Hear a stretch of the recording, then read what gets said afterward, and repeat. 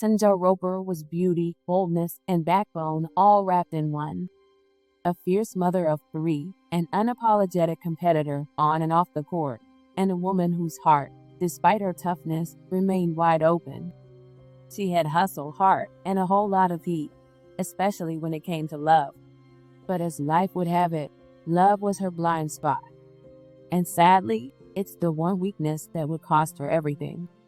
By 36, Tanja had dedicated her life to raising her children, three beautiful kids she shared with a former boyfriend. She worked hard to provide structure, love, and opportunity for them, and once they grew older, she thought, maybe now it's my turn. Maybe she could finally find someone who would love her the way she loved everyone else, fully and fearlessly. And so, enter Kenneth Parker, a man who came with baggage, but dressed it up as potential. He had children, he was fresh out of a relationship, and he was supposedly looking to start over with someone who wanted commitment. Marriage even.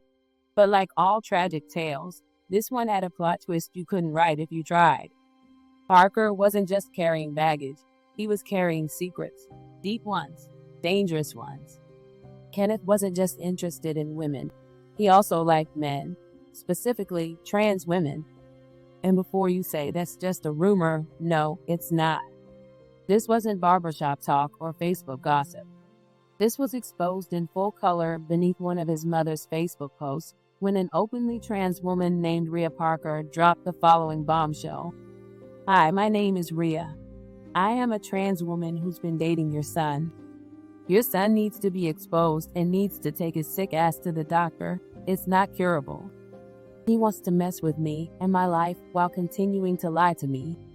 So I'm here to expose him to his family and the world. He knows I am a man. I've tried to reach out to his lady. So maybe you can reach out to her and let her know it's deadly.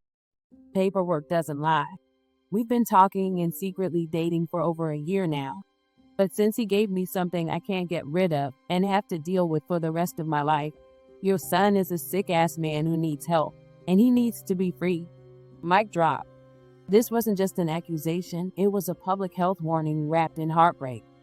And how Kenneth dealt with that mess behind closed doors, still unknown. What is known is that the woman he was with at the time must have left like a city bus pulling off while you're still digging for your transfer, fast and without explanation. But Kenneth? Oh, he didn't stay down for long. He pivoted back into straight relationship mode like nothing ever happened, leaving a trail of confusion, danger, and potentially incurable illness behind him. And then he met Tanja, a meeting that, in hindsight, should have never happened. She even dropped a cryptic Facebook post that hinted at the fire she was stepping into. I don't mind shooting my shot at no single man. Because when I shoot, I don't miss. If he look, he took. If he like, I'm going to bite. I've been quiet, but I'm up now. If only Tanja had missed her shot that night. If only the bullet she fired was metaphorical and not one that came back in real life. Because what followed wasn't love.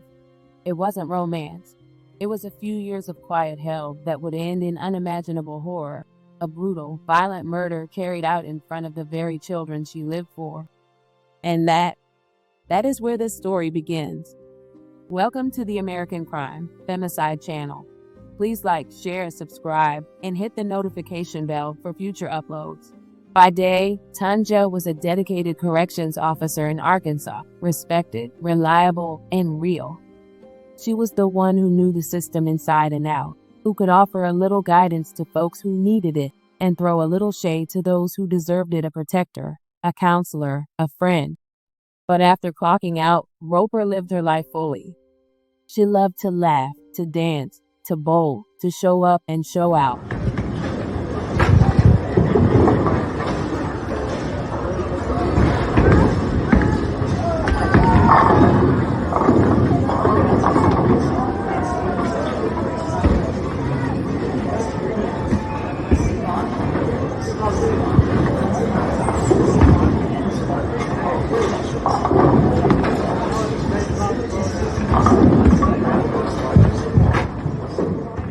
But nothing mattered more than her three beautiful children. They were her everything. And then came Kenneth. A man with kids of his own, a man fresh out of a relationship, a man talking that sweet, let's build something real talk. For a while, Tonja bought into it. They blended families. They posted selfies. They smiled like the future was theirs. But as is often the case with the smiling ones, there was something hiding behind the grin. Kenneth Parker had secrets, dark ones. According to people who knew him and people who were once with him, Kenneth wasn't just into women. He had a hidden life involving trans women, and according to an explosive Facebook comment left by a trans woman named Rhea, he had been in a secret relationship for over a year. That same woman claimed he knowingly gave her an incurable disease. This wasn't a rumor. This wasn't gossip. It was posted publicly under his mother's Facebook post like a digital Molotov cocktail. And suddenly, Roper's friends started to put the pieces together. Why did things shift so fast? Why did the happy couple suddenly seem tense? What had Tanja discovered in those final days that made her want out? Well, when a straight woman finds out her partner has been living a double life, one that puts her health, trust, and dignity at risk, there's going to be a conversation. And in this case, it was more than words. It turned into a full-blown fight, not behind closed doors, not somewhere private, but right in front of her children. And in that moment, Kenneth snapped. He didn't just raise his voice, he raised his fists. And when that wasn't enough, he grabbed a knife. Despite Roper's strength, despite her athletic build and the years she spent standing toe-to-toe with inmates, she was no match for a man in a rage. He beat her, then repeatedly stabbed her, all while her children were forced to watch in terror. On March 18th, just after 1:17 a.m., police were called to a domestic dispute on the 200 block of Franklin Street. When they arrived, they found Tanja bleeding out. Despite efforts to save her, she died from her injuries. Kenneth was arrested at the scene. He has been charged with capital murder, first-degree terroristic threatening, aggravated assault on a family or household member, false imprisonment, 2 counts, endangering the welfare of a minor second degree, 2 counts, intimidating a witness. But no amount of charges will undo what those children saw. No justice can fill the space where tone just laughter used to live.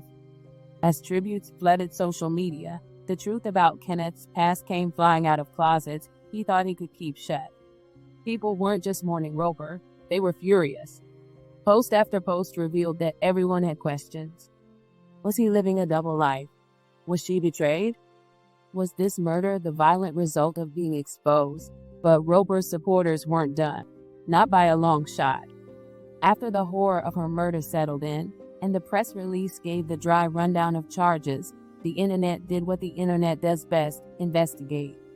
And what they uncovered was messy, scandalous, and heartbreaking.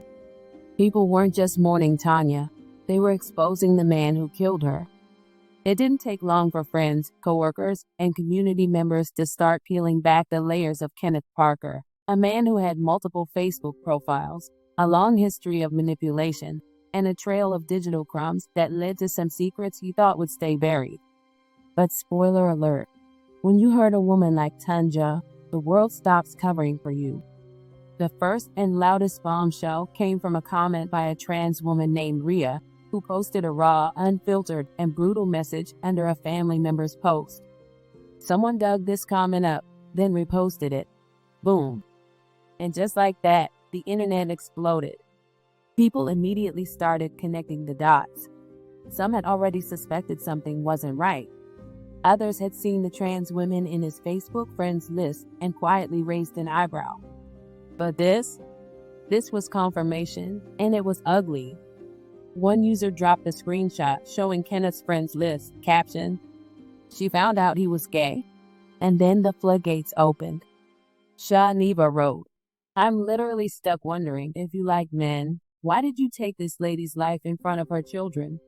Michael Hill didn't hold back, saying, "If you want to be gay, but leave these innocent women alone." Kenneth Parker was so wrong for killing Tanja Roer, and in front of her kids too. How were you trying to keep it on the down low when folks were already exposing you? One of the most viral responses came from Aborigine Rob Pierce, who came in swinging. If his lil flimsy tail loved dick so much, he should have left that single mother alone. Then the psychotic piece of shit destroys the lives of those children. You alphabet people are delusional. To which always a Queen Werner replied, she was delusional for thinking she could turn a gay man straight. All you straight people disgust me dead ass. Laugh my ass off. Pierce clapped back with a level of graphic detail and rage only the internet could deliver. She didn't know his low-down ass liked men. First the record. What's more disgusting than finding out your man secretly sucks and licks? It's damn sure more disgusting than being straight.